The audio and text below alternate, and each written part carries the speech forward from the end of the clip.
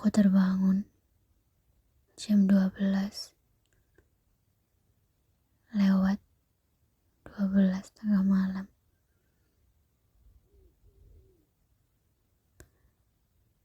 Aku mencari cara bagaimana caranya kabur dari rumah ini. Pelan-pelan aku membuka pintu. Pintu kamarku ternyata tidak dikunci dan aku tidak melihat asisten itu. Mungkin saja dia sudah pulang.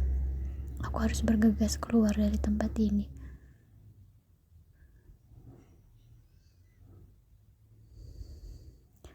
Aku harus menemukan cara untuk kembali.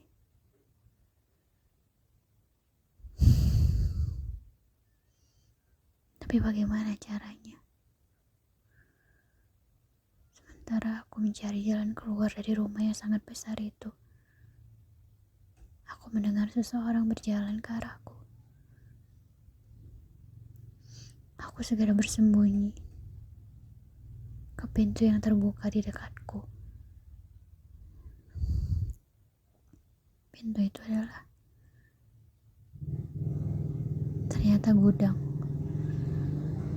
yang dipenuhi dengan barang-barang tidak berdebu seperti gudang-gudang sebelumnya yang pernah aku lihat. Tapi di sini aku banyak menemukan barang-barang antik, barang-barang yang berasal dari tempat yang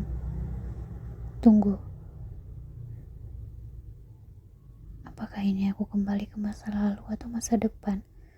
Karena sepertinya aku tidak melihat barang-barang yang ada di sini.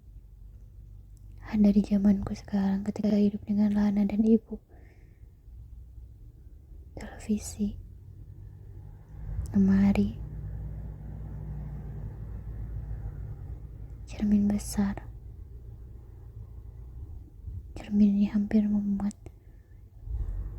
seluruh bagian diriku dari ujung rambut sampai ujung kaki. Ada televisi yang pernah kulihat di rumah nenek.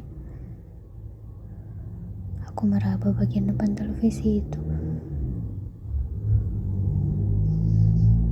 Sementara di luar aku masih mendengar beberapa orang berbicara. Mereka tidak mungkin menemukanku di sini. Mereka tidak mungkin kepikiran aku ada di sini. Aku mengamati seluruh ruangan itu di dalam gelap. Hanya cahaya bulan dari luar yang membuat beberapa barang tampak jelas. Jaga Nila, jangan sampai dia kabur. Aku dengar suara itu, suara Nyonya Astar. Entah dengan siapa dia berbicara. Kita harus mencari tahu apakah halo iblis warisan itu benar-benar ada di tubuhnya. Kalau tidak ada, kita lepaskan saja. Tapi kalau ada, kita harus benar-benar menjaganya. Karena berarti seluruh kehidupan jagat iblis kita tergantung padanya. Nyonya yang lain menimpali. Halo iblis, benda macam apa lagi tuh? Kataku tanpa sadar meraba-raba TV di depanku. TV itu menyala. Mungkin tadi kena tombol tanganku atau aku menyentuh sesuatu.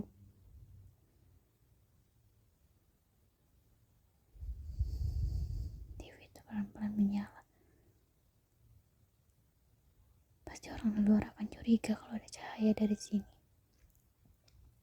Aku berusaha menutupi cahaya itu dengan tubuhku. Ku memeluk TV itu agar cahayanya tidak menyebar. Sampai ku dengar suara-suara itu menjauh.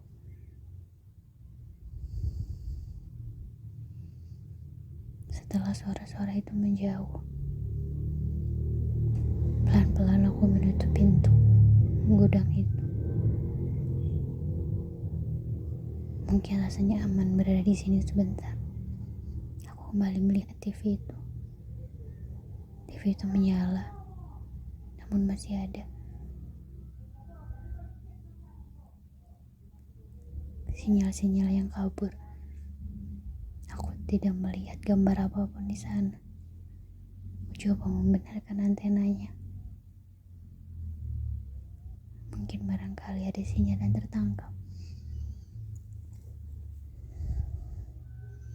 Setelah beberapa kali membenarkan televisi itu, aku hampir menyerah karena tetap tidak ada siaran apapun di sana.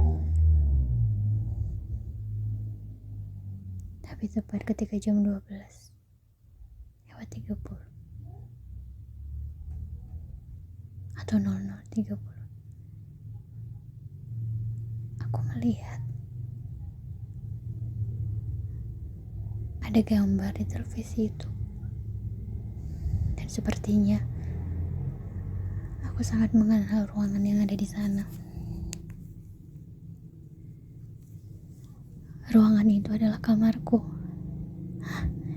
Bagaimana mungkin kamarku ada di televisi ini? Aku menggaruk-garuk kepalaku. Aduh, kenapa semua ini begitu rumit? Kenapa sekarang aku bisa melihat kamarku sendiri di televisi ini? Aku sebenarnya berada di mana? Rasa putus asa merayapi tubuhku. Aku hanya melongo memandangi televisi itu.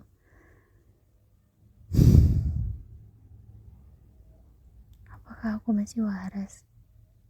Atau ini hanya mimpi ketika aku melihat kamarku dari tempatku berdiri sekarang? Aku hampir tertidur, bersandarkan lemari di ruangan itu, ketika aku dengar seseorang memanggilku dari televisi itu. Mbak Nila, kamu dengar ibu? Kata sebuah suara. Aku menoleh kiri dan kanan. Tidak ada apa-apa, hanya gelap. Mbak Nila, kamu dengar ibu? Kata suara itu lagi. Aku menoleh ke arah televisi dan melihat ibu berdiri di sana, memandang ke arahku. Hah? Ibu bisa melihat Nila? Bu? Ibu bisa melihat Nila? Shh. Jangan berisik. Bu. Ibu bisa melihat Nila? Nila ada di mana, Bu? Nila mau pulang. Nila mau pulang sekarang, Bu. Shh. Sabar, Mbak. Sabar. Ini ibu lagi cari cara biar kamu bisa keluar dari tempat itu. Kamu sudah dibawa oleh arwah Nyonya Narumi ke portal yang jauh dari tempat kita sekarang, jauh dari rumah kita. Bu, Nila pengen pulang, Bu. Pengen pulang.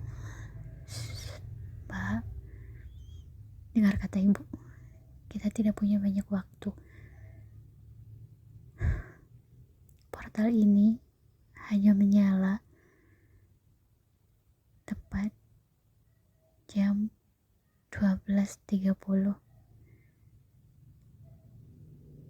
Dan itu harus didahului dengan suara ayam-ayam yang kamu dengar sebelumnya. Itu pertanda portal akan terbuka. Itu yang menyebabkan kepalamu sakit. Itu juga yang menyebabkan nyonya-nyonya itu selalu mengawasimu lebih ketat ketika kau mendengar banyak suara-suara di luar. Mereka khawatir kau akan menemukan portal yang akan membawamu kembali ke rumah. Bu, jadi gimana Bu? Dengar, kita akan bertemu setiap jam 12.30. Karena pada saat itu, portal akan terbuka selama 10 menit. Pada saat itu, kau harus mendengarkan semua instruksi ibu untuk bisa keluar dari tempat itu. Kau mengerti? Iya Bu. Sekarang waktu kita sudah hampir habis Mbak. Kamu tenang dulu di situ. Besok ibu akan kasih tahu instruksinya gimana caranya keluar dari tempat itu. Kau mengerti? Kau anak ibu dan ibu tahu kau akan jadi nilai yang kuat. Kau paham? Kau paham kan Mbak? Bu. Suara ibu kembali menghilang dan TV itu hanya terlihat kresek-kresek tanpa ada gambar sama sekali. Setidaknya aku tahu bahwa aku masih bisa terhubung dengan ibu dan Lana.